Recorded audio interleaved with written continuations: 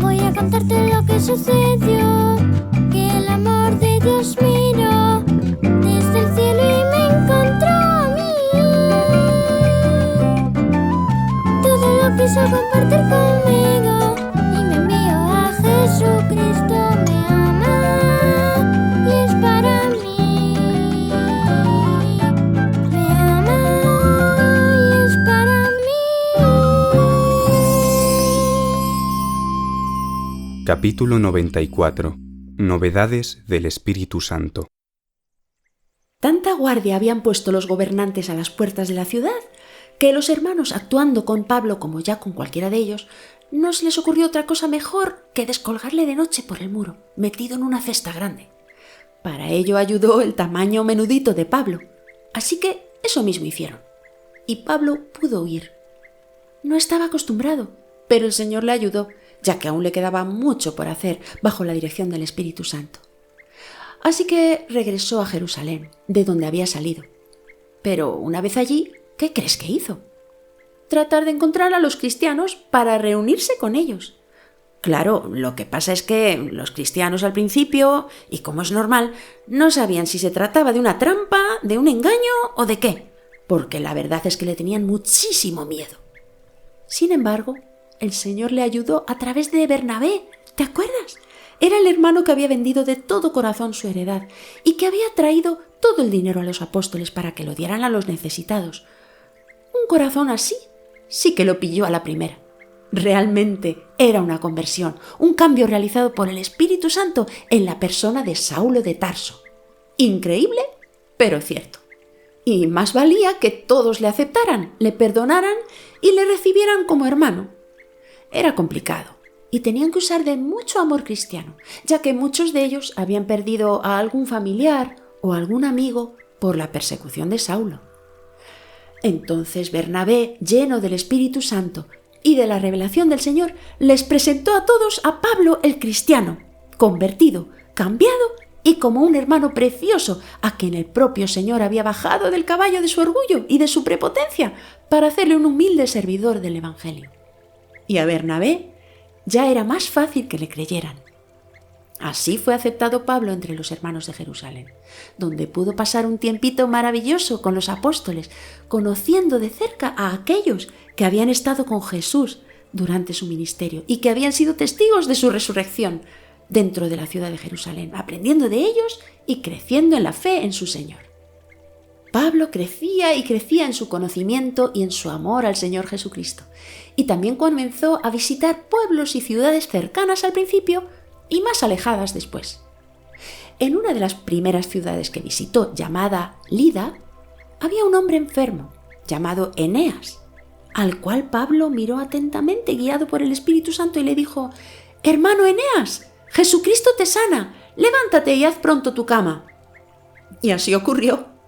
Eso en cuanto a Pablo, quien poco después se fue hacia el sur, a la región de Arabia, donde pasó unos cuantos años, a la vez que predicaba a unos y a otros acerca de su conversión y del Señor Jesucristo.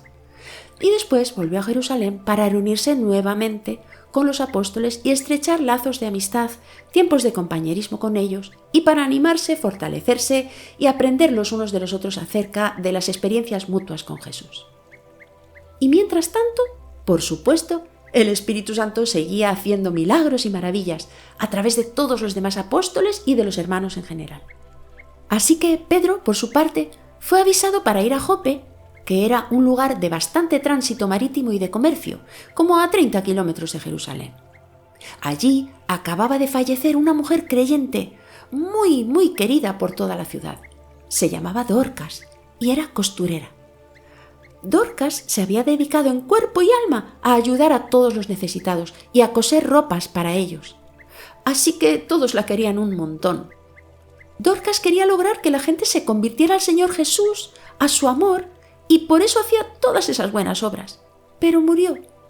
Así que cuando Pedro llegó a casa de Dorcas en Jope, todos sus amigos la estaban llorando, muy conmovidos por su pérdida. Pedro entró a la habitación donde estaba el féretro y una vez que pudo quedarse a solas con el cuerpo muerto de Tabita, que así también la llamaban, simplemente se arrodilló y oró. Acto seguido la miró a la cara y le dijo, guiado por el Espíritu Santo, «Tabita, levántate». Ella le miró y se levantó. Ambos salieron de la habitación y ya te puedes imaginar la reacción de la gente. Gritos, lágrimas de gozo y de susto a la vez, maravillados por el poder del Espíritu Santo a través de los creyentes. ¿Y el resultado? Bueno, pues te diré que lo que no logró en vida, Tabita lo consiguió ver después de resucitada, porque muchos, por no decir todos sus amigos y conocidos, al ver ese milagro tan grande, entregaron sus vidas y sus corazones al Señor Jesús. Dios lo había hecho, no cabía duda. Pedro se quedó en la ciudad de Jope por una temporadita, en casa de un creyente llamado Simón, como él, el cual era curtidor de pieles. Las limpiaba y las preparaba para hacer tiendas de campaña, toldos, bolsos, carteras, etc. Todo lo que se podía hacer con las pieles de los animales. Ese hombre tenía su casita junto al mar.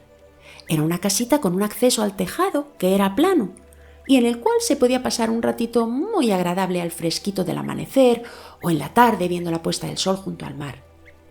Y allí estaba Pedro, que con frecuencia subía a ese tejadito para pasar tiempos muy bonitos de oración, imitando al Señor Jesús, que ya sabes que se retiraba muy de seguido al monte para estar a solas con su Padre Celestial.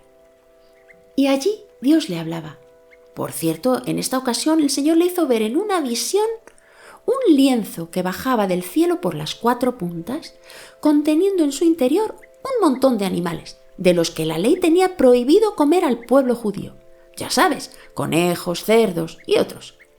Al ver la visión, una voz le decía, «Pedro, levántate, mata y come de estos animales».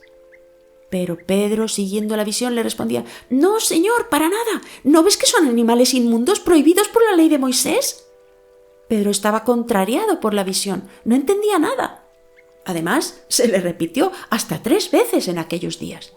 Pero lo que Pedro no sabía era que en otra ciudad al norte del país, como a 50 kilómetros de allí, en Cesarea Marítima, estaba ocurriendo algo verdaderamente excepcional, algo extraño y muy bonito a la vez. Pero eso, todo eso y mucho más, te lo contaré en la próxima historia.